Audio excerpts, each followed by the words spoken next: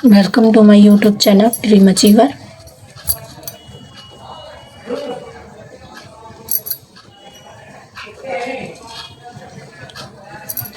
मैं हूँ आपकी टीचर मान्यता।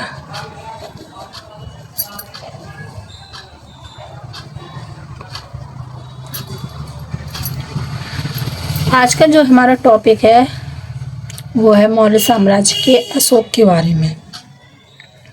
ठीक है, अभी मौर्य साम्राज्य के मैंने 2 चैप्टर कराए थे, 2 सेशन कराए थे। एक में थे बिंदुसार और एक में थे उनके पिता चंद्रगुप्त मौर्य। चंद्रगुप्त मौर्य के ही पुत्र थे अशोक और बिंदुसार। अशोक के बाद, बिंदुसार के बाद अशोक ने कैसे शासन किया इसके बारे में बताया जाएगा, क्योंकि बिंदुसार का शासन आपको कहीं नहीं मिलेगा, लेकिन अशोक के बारे में। तो अशोक ने कब से, पहले तो अशोक ने शासन कैसे किया, उसके पास शासन आया कहाँ से, क्योंकि अशोक उनके छोटे पुत्र थे और दूसरी माँ के पुत्र थे, जबकि बिंदुसार उनके बड़े बेटे थे और तो उनके पास शासन जाना चाहिए था।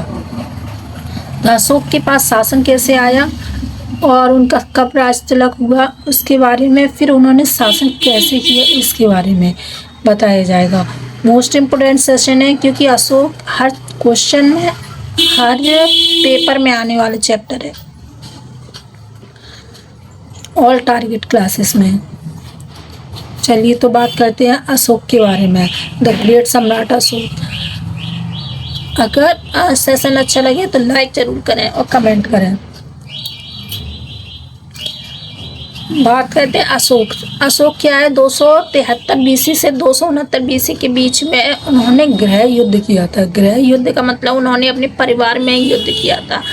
परिवार में ही उन्होंने अपने मतलब गद्दी के लिए अपने खुद के भाइयों को 99 भाइयों को मार डाला था। तब जाके उन्होंने क्या है, ये गद्दी प्राप्त की थी, ये सत्ता प्राप्त की थी। ठीक है, तो राज्य तिलक क्या है, इनका जो राज्य तिलक उसके 269 से लेके 232 बीसी में हुआ था। 273 में उनको सत्ता प्राप्ति हुई थी, यानी कि 4 साल बाद इनको सत्ता प्राप्ति हुई थी। कितने साल बाद? 4 साल बाद। ठीक है, तो 4 साल बाद उनको सत्ता की प्राप्ति, यानी 4 साल बाद उनका राज तिलक हुआ। ठीक है, अब बात करते हैं राज्याभिषेक के बारे में। राज्याभिषेक यानी कि 269 ईस्वी से लेके 4 वर्ष तक उन्होंने सत्ता का संघर्ष किया। सत्ता का संघर्ष कैसे किया? गृह युद्ध से। गृह युद्ध मतलब उन्होंने अपने 99 भाइयों की हत्या कर दी थी। किसके लिए? गद्दी के लिए। अब पहला भारतीय राजा जिसने ये तो हो गया। अब इन्होंने क्या है, अभिलेख, क्योंकि उनको क्या है, अभिलेख, इन्होंने क्या था, अभिलेख लिखे थे, जिसके द्वारा हमें इनकी नॉलेज मिलती है और प्रजा को भी इनकी नॉलेज मिलती थी और प्रजा को संबोधित किया था। पहला भारतीय राजा जिन्होंने अभिलेखों के द्वारा प्रजा को संबोधित किया था वो अशोक ही थे, यानी कि उनकी एजुकेशन के माध्यम से और पढ़ाई लिखाई के माध्यम से उन्होंने अपने आप को प्रदर्शित किया। वो कौन थे? वो अशोक ही थे। अशोक के अभिलेख जो थे वो थे थंब का सिद्धांत दिया गया था। अशोक के अभिलेखों को हम थंब का सिद्धांत कह दिया जाता था। थंब का सिद्धांत कहाँ से लिया गया? वो बौद्ध धर्म से लिया गया। वो मतलब थंब का सिद्धांत कहाँ से लिया गया? बौद्ध धर्म से लिया गया, क्योंकि अशोक क्या है, बौद्ध धर्म के अनुयायी थे। उन्होंने बौद्ध धर्म को ग्रहण किया था। अब जेम्स प्रिंसेप जो कि आए थे 1837 ईस्वी में पहली बार भारत आए थे और जेम्स प्रिंसेप द्वारा ही अभिलेख पढ़े गए थे। यानी कि एक जो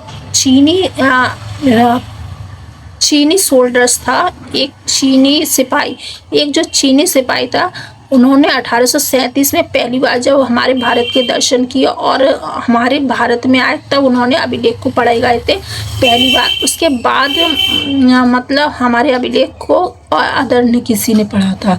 तो जो अशोक के द्वारा जो अभिलेख लिखे गए थे प्रजा को संबोधित करने के लिए, वो जेम्स प्रिंसेप द्वारा 1837 ईस्वी में पहली बार पढ़े गए थे और अभिलेख जेम्स प्रिंसेप द्वारा पढ़े गए थे। तब ये उजागर हुए थे कि हाँ, कि अशोक के बारे में ये नॉलेज मिलती है। अब बात करते हैं मांगे। अब अशोक के अभिलेख के बारे में क्या है, अशोक के कुछ अभिलेख कैसे थे बताते हैं। देखिए, शिलालेख, ठीक है, स्तंभ लेख और गुफा अभिलेख। शिलालेख का मतलब होता है उन्होंने मतलब कैसे अपने साम्राज्य के बारे में बताया, कैसे अपने जीवन के बारे में बताया, कैसे अपनी दास्ता के बारे में बताया, उन्होंने वो सारी चीज़ें उन्होंने कैसे बताई, वो थी शिलालेख। किसे कहते हैं? शिलालेख का मतलब होता है पहाड़ी को काट कर, यानी कि जो पहाड़ियाँ होती है, हिल्स वगैरह होते हैं, उसको काट कर लेख लिखना, यानी कि पहाड़ी के एक हिस्से को काट के जब हम किसी चीज़ को लिखते हैं तो उसको हम क्या, शिलालेख कहते हैं। ठीक है। अब उनके मुख्य जो शिलालेख थे 14 थे और लघु शिलालेख थे वो 18 थे। ठीक है। मुख्य का मतलब मेन जो शिलालेख थे वो 14 थे और जो शॉर्ट शिलालेख थे वो 18 थे। अब बात करते हैं हम स्तंभ लेख की। स्तंभ लेख का मतलब, स्तंभ लेख थे 14 और स्तंभ लेख कितने थे? स्तंभ लेख थे 14। पत्थरों को इसमें गाड़ा गया था। पत्थरों को गाड़ा गया था मतलब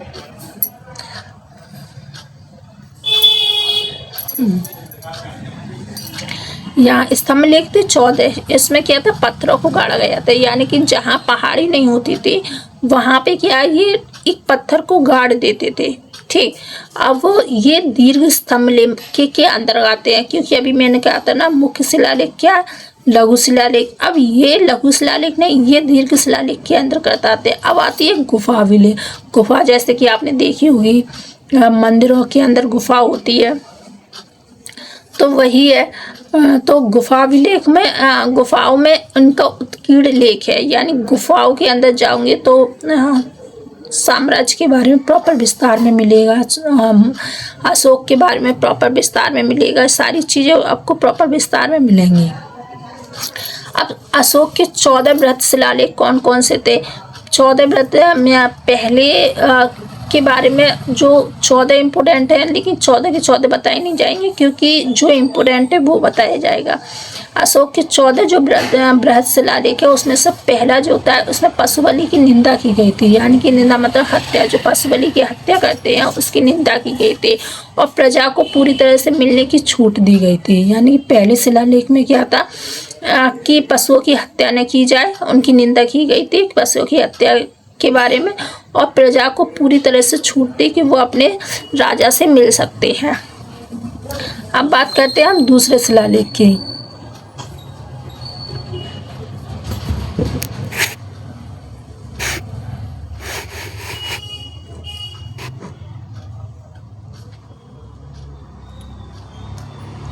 दूसरा शिलालेख जो क्या है, दक्षिण भारत के राज्यों का वर्णन था।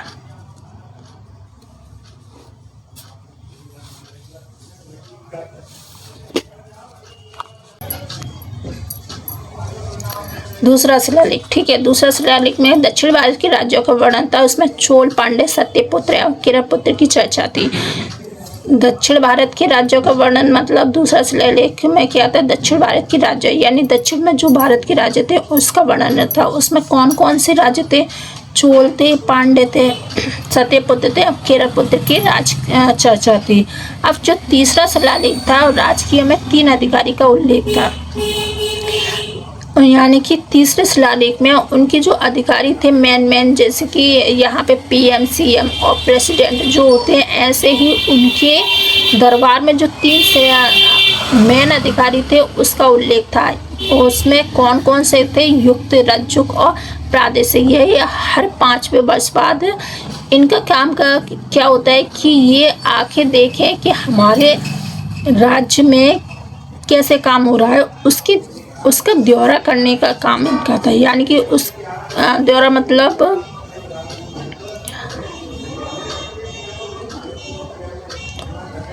प्रजा के अंदर, प्रजा के पास जाके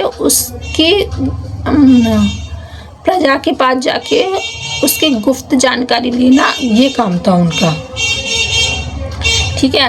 तो राज के तीसरे शिलालेख में क्या था, राजकीय में 3 अधिकारी का उल्लेख था। अब वो जो अधिकारी थे वे युक्त, रज्जुक और प्रादेशिक थे। हर 5वें वर्ष उनका दौरा करने का काम था। दौरा का मतलब होता है कि प्रजा को पता नहीं चले कि राजा आए हैं, तो और गुप्त जानकारी लेके उनको उनकी हर समस्या का समाधान करना, ये होता है दौरा का मतलब। अब बात करते हैं अशोक का सबसे बड़ा शिलालेख था वो तो 13वां शिलालेख था। इसमें कलिंग युद्ध का वर्णन था और पड़ोसी राज्यों का वर्णन था, अपराध करने वाली आवटिक जनजातियों का वर्णन था। कलिंग का युद्ध बहुत फेमस है, कलिंग का युद्ध बहुत आता है। अशोक का जो 13वां शिलालेख था वो तो कलिंग युद्ध का वर्णन, पड़ोसी राज्यों का वर्णन, अपराध करने वाली आवटिक जनजातियों का वर्णन था। ठीक है, अब कलिंग युद्ध का वर्णन 13वां शिलालेख जो था वो सबसे बड़ा शिलालेख था। अशोक के कलिंग युद्ध में धर्म नीति, कलिंग युद्ध क्योंकि इम्पोर्टेंट है, मोस्ट इम्पोर्टेंट है, हर पेपर में आता है। तो कलिंग युद्ध क्या है, 261 ईसा पूर्व में हुआ था। अशोक के समय कलिंग का राजा जो था वो थे अनंत पद्मोधन थे, यानी कलिंग के राजा को बताया जा रहा है। अशोक के समय कलिंग के कौन राजा थे, अशोक के समय कलिंग के राजा जो थे अनंत पद्मोधन थे। राज्याभिषेक के बाद 8 वर्ष पश्चात यानी कलिंग को अशोक ने कब जीता था कि जब उनका राज्याभिषेक हुआ था, उसके 8 वर्ष के पश्चात उन्होंने उसको जीता था। 8 लाख लोगों की मृत्यु, और इस युद्ध में उनको क्या क्या हानि हुई थी, 8 लाख लोगों की मृत्यु हुई थी और 1.5 लाख लोग उनके बंदी बना लिए गए थे, सैनिक। भैरी घोष के स्थान पर धम्म घोष की नीति का यूज किया गया था, यानी कि जहाँ पे कलिंग के युद्ध में भैरी घोष की नीति का प्रचलन था, वहाँ पे अब धम्म नीति का प्रयोग किया गया था। भौतिक विजय की नीति के त्याग, भौतिक यानी कि भौतिक मतलब जो जमीन है, जायदाद है और जो इम्पोर्टेंट सामान जो लगता है हमें इम्पोर्टेंट है, वो सारी चीज़ें त्याग दी गई थी और ज़मीन को त्यागना, ये था भौतिक नीति। यानी कि जो लगे कि हमें सबसे ज़्यादा इम्पोर्टेंट है वो उन्होंने वहाँ पे त्याग दिया था। क्योंकि अगर हम किसी से युद्ध कर रहे हैं तो युद्ध में क्या होता है कि अगर हम जीत जाते हैं तो हम उसकी सारी प्रॉपर्टी ले लेते हैं, तो वही था वहाँ पे ये युद्ध जीत गए थे, उसके बाद उन्होंने क्या था, जमीन को त्याग दिया था, ये था। सांस्कृतिक विजय पाने की नीति, उन्होंने सांस्कृतिक यानी कि संस्कृति की धरोहर पाने की विजय की नीति को अपनाया था। अशोक का परिवर्तन, अब जब अशोक इतने युद्ध कर चुके थे, क्योंकि कहते हैं ना द ग्रेट सम्राट अशोक कहा जाता है उनको, लेकिन क्यों कैसे ग्रेट हो गए आप ही बताइए।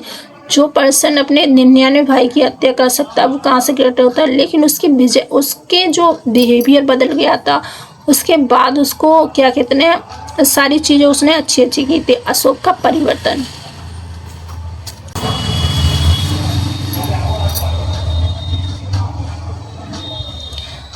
बौद्ध धर्म के प्रचार के लिए उन्होंने धर्म प्रचार किया, क्योंकि वो बौद्ध धर्म के अनुयायी थे, तो उन्होंने क्या है बौद्ध धर्म के प्रचार के लिए अपने धर्म के प्रचार के लिए अपने लोगों को भेजा। अब उसमें से कौन थे धर्म परिवर्तन में, उनके पुत्र थे महेंद्र और पुत्री थी संगमित्रा को उन्होंने कहाँ भेजा था, उन्होंने श्रीलंका में भेजा था।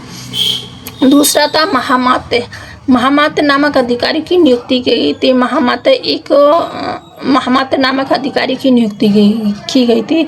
13वें शिलालेख में 5 यवन राजाओं का उल्लेख है, जहां उसने धर्म प्रचारक भेजे। कितने 13वें शिलालेख में 5 यवन राजाओं का उल्लेख है, जहां उसने क्या आगे धर्म प्रचारक भेजे, यानी कि अपने धर्म का उल्लेख करने के लिए भेजा था।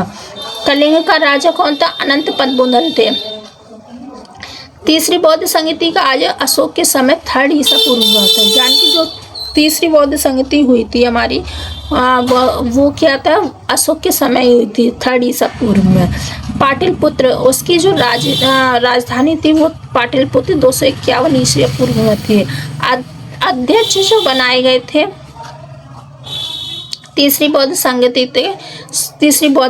के जो मोंगलीपुत्र तिस्क थे।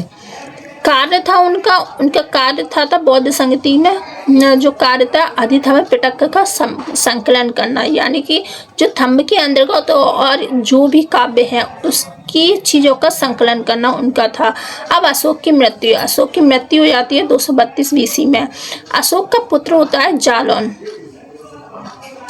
जो कि कश्मीर का शासक था। ठीक है, किसका था? अशोक का पुत्र था जालौन, जो कि कश्मीर का शासक था, कश्मीर का शासक था। ठीक है, शासन दिया गया तो उनको, और पुत्र थे उनके, एक और पुत्र थे उनके तीवर, जिसका वर्णन इलाहाबाद अभिलेख में किया गया था। यानी कि जो अभिलेख मैंने अभी 14 बताए थे उसी में एक इलाहाबाद अभिलेख है, उसमें उनका वर्णन किया गया था उनके पुत्र तीवर का।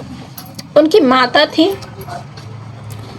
कारुवा की। ठीक है, यानी कि तीवर की जो माता थी वो कारुवा की थी।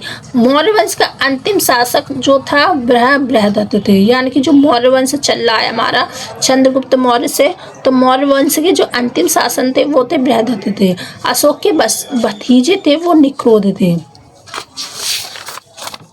अशोक के अभी तक थे हमारे साथ बृहत् शिलालेख। अब है अशोक की दीर्घ शिलालेख।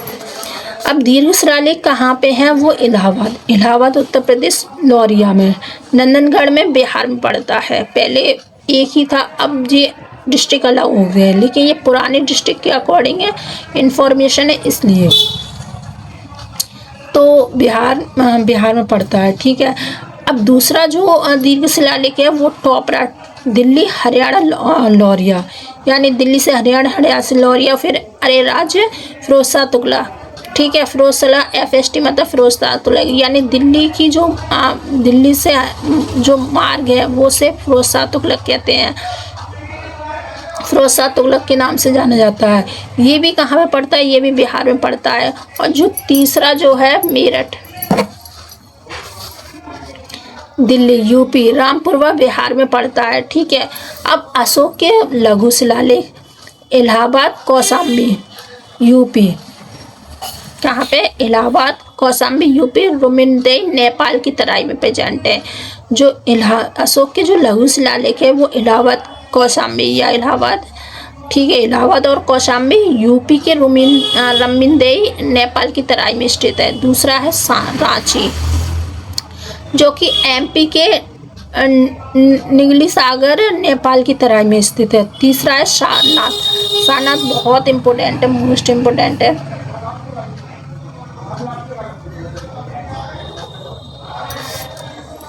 सारनाथ क्या है? सारनाथ UP, ये इसका प्रतीक माना गया है बौद्ध धर्म के होते का होगा।